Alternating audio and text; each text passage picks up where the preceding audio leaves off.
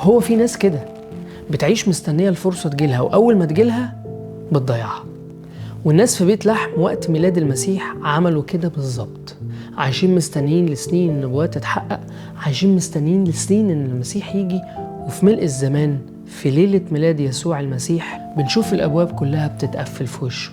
يلف يوسف النجار والقديسة مريم العذراء يخبطوا على البيبان ويتقال لهم مفيش مكان، ويتقابلوا برفض وباستقلال وباستهانة.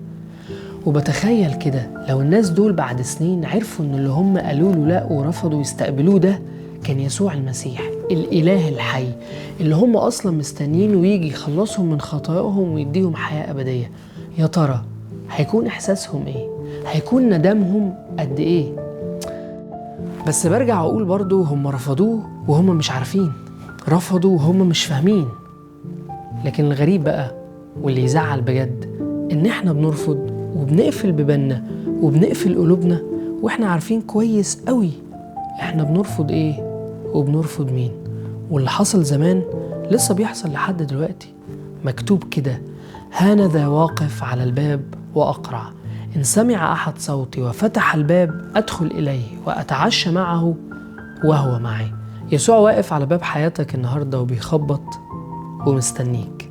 هل هترحب بيه ولا هتفضل متداري ورا الحجج والتأجيل وهتفضل مشغول عنه لحد فوات الأوان؟ مكتوب عن يسوع إنه إلى خاصته جاء وخاصته لم تقبله، لكن مكتوب كمان: وأما كل الذين قبلوه فأعطاهم سلطانا أن يصيروا أولاد الله، أي المؤمنون باسمه.